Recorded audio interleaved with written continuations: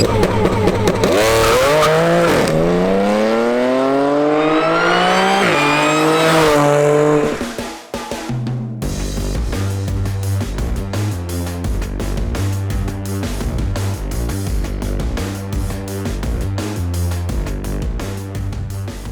right, you guys, welcome back to Roads Untraveled. We're back here with Adam from Vancity Audi here in his daily driver, okay? I've driven his RS3 a couple of times.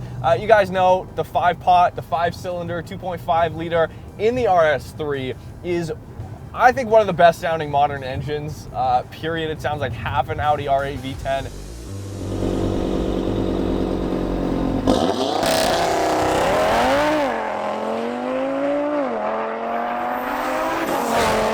With a guy like Adam who is doing that with his race car, you need a daily driver. Okay, so what do we have? This is a 2012 Audi S4, okay? So this is the V8 S4. Gone are the days of the 4.2 liter V8. I drove one time, I think it was a B6 Audi S4. Really great car, but the thing is with the 4.2s, like, it's a nose-heavy car. And you know, Audi tried to solve that a little bit with this generation S4, and they, wow, oversteer on that corner, a lot of supercharger whine. They've succeeded in doing so here. It is still close to a 4,000-pound vehicle. It's no slouch, but again, you've got incredible rear seat room, rear leg room.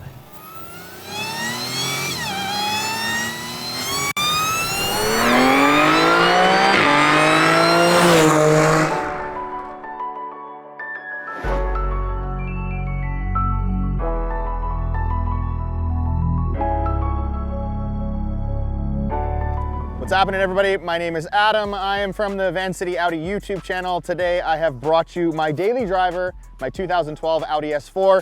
You may recognize me. You may have seen the videos that I filmed with Marcus in the past with my Audi RS3, my 2018 Audi RS3, which is my race car. That one is ballistic. This one, not so much. This one is still a very, very subtle, comfortable daily driver, but when you put your foot to the floor, it is a riot, which Marcus will be able to see shortly. It is a very, very simple bolt-on build.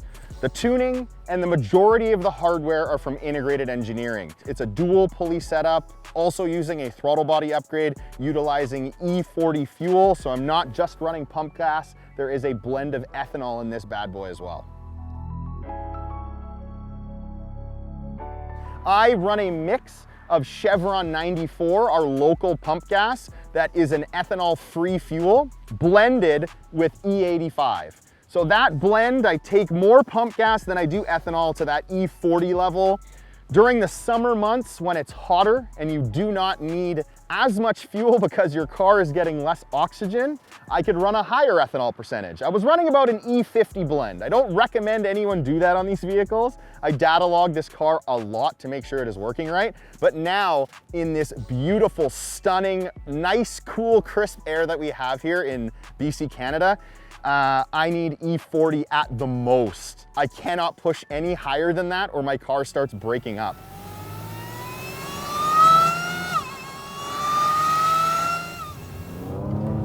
Lots of grip too. Got Bridgestones. These are fresh tires, really sticky tires here with the NK RPF ones here, which Adam was also running on his Audi RS3. 16 pounds per wheel. So for drag racing, that makes an incredible difference in rotational mass in the wheels, getting off the line. Really cool supercharger whine. It's the first generation rather, to have that 7-speed dual clutch.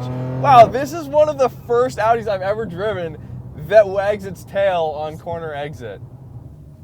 465 wheel horsepower on a Mustang dyno. Yeah, Adam, this is your daily? This is ridiculously fast.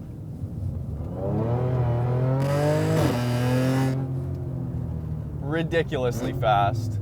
Little bit of understeer. Not nearly as bad as the 4.2 cars though. No, mild corners, there's a lot of balance. When you begin pushing it a little bit, it seems to be either one of the two. Aggressive oversteer on exit, which I'm totally happy. Like, the car sorts itself out incredibly quick when it does that. I'm incredibly happy there is that characteristic there, but throttle response is ridiculous. We have this cool integrated gauge here, digital gauge showing boost, where the vent is. We got 18 pounds of boost. Super light steering. It's absolutely a daily driver. Honestly, more feel in the steering here than quite a few modern cars with electric power steering. All right, so when I bought the car, I knew that I wanted to eventually go balls out in it. When I was full interior, I managed to pull off, I think it was an 11.1 at 124 miles an hour in the quarter mile. I was right on the cusp, and my goal when I bought this was to make it a 10-second vehicle. So I ended up removing the interior, stripping that all out. I dropped about 300 pounds in the car, and I was able to go a 10.9 at 125 miles an hour. It's the quickest I've gone. A lot of people don't find that a huge accomplishment in the B8 and 8.5 community.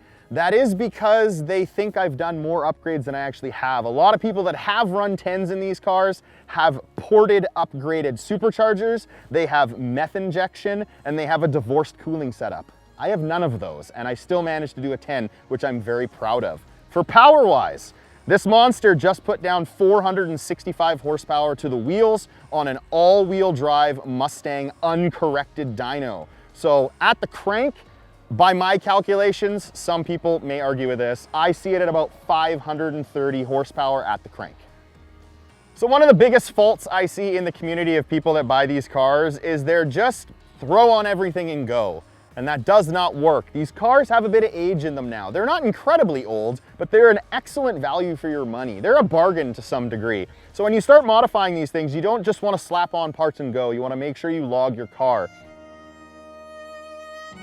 So on this platform, probably the biggest mistake that the majority of owners do is they end up not upgrading their cooling. I always, as my first modification, upgrade my cooling. We have a massive heat exchanger on the front of this car. It's actually made by a company called Merc Racing, and this particular heat exchanger is meant for an Audi S6. So it's oversized for the application that we're using, but it provides excellent cooling. We do that on a stock car. We actually did do that when this car was stock. On single pulley or the supercharger pulley, you also need that cooling. And then even more so, once you've gone dual pulley and you upgrade the crank pulley as well, you need as much cooling as you can get. The biggest problem that we see with these cars is overheating, and then you suffer massive performance losses. We are going to try a quarter-mile run here, which Adam has tuned to hit 2K. You'll hit a 2K rev limit on idle, and then we can just launch from there. So let's give it a shot. It's a 10-second car. It does 10.9 at 125 miles an hour. Yeah, a little bit of wheel spin, but we're off. There's a truck there, so we're just gonna slow down to somewhere around the speed limit. We had to back out of that one. Launch is pretty good. You can feel the front tires absolutely spinning. Then the rear tires kind of join up a little bit. And then, the synergy begins. Okay, so we'll try another launch here. Revs to 7350. I think shift point is set just below that. Let's go. Bogged down a little bit there.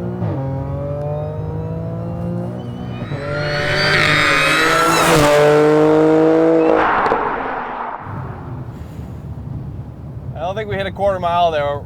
Bumpy road, not perfect road surface here on our closed course. Wow. This thing is no joke. Sleeper. Yes, until you hear it.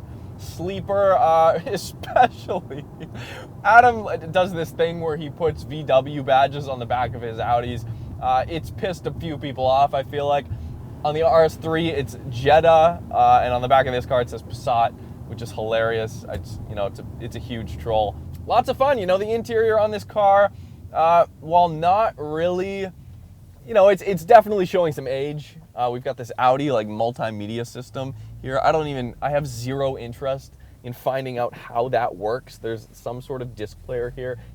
You can definitely put CDs in the Audi S4, which honestly didn't seem so ridiculous 5 years ago, but it seems absolutely ludicrous now. So there's that. We do have Audi's MMI still up here. I'm not going to use that, so I can't really comment on how that works. But, steering wheel showing a little bit of wear. But other than that, the interior's held up nice, very nice, even ahead of the times with these like carbon fiber accents in the doors here. God, the whine is so nice. Not the most inspiring sounding engine. 5-cylinder, much better, much easier on the ears. A little bit more theater in that car.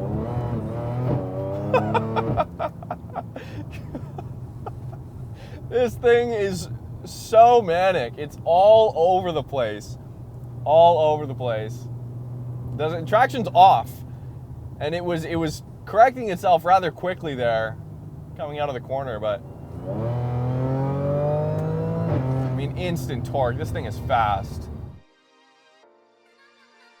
I still have a blast with this car. Some people might not think a 10-second or a high 10-second car is quick anymore by today's standards. It's a supercharged motor, so as soon as you put your foot to the floor, the throttle response is there. It pulls all the way up to 7,300 RPM. People might say like it's a big ass boat. It's 4,000 pounds, but it's still a riot to drive. I really enjoy the idea of bringing something to the track that looks like this. Very, very unassuming. I try to make my cars quite unassuming. The RS3 is still going to be a passion project of mine. I'm holding on to that car for a very long time. So hopefully, I don't know, cross your fingers, guys. I might be able to drag Marcus's ass out to the drag strip, get him behind the wheel of that car and really scare the crap out of him. For this car though, I'm not sure how much longer I'm gonna be working with this one.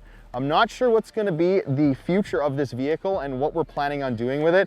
I have taken it from 0 to, I don't want to say 100 because there's definitely more performance mods you can do to it, but for what we have done to it, a full stage 2 bolt-on build where the car is running very, very well right now. I'm extremely proud of it and very happy with how far we've taken it.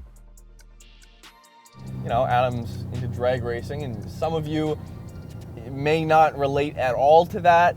I get it. I'm here to tell you though, even as someone who doesn't go drag racing regularly, in fact, I haven't been down the strip myself in a couple of years, don't knock it till you try it. It's one of those things. It's like anything. It's like if you haven't driven manual before, don't knock it till you try it. If you haven't driven a turbo car and you're all about NA V8s, don't knock it till you try it. This goes for a lot of things, but drag racing, I feel like, has this stigma behind it of being a dumb American motorsport.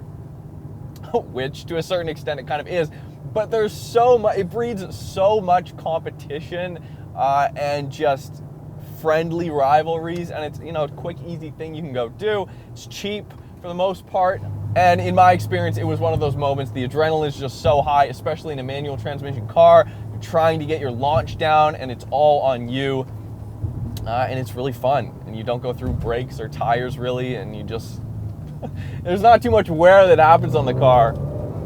Yeah, Adam's done well. So if you guys want to check out Adam's channel, Vancity Audi, if you're local, you should, you hopefully know him already.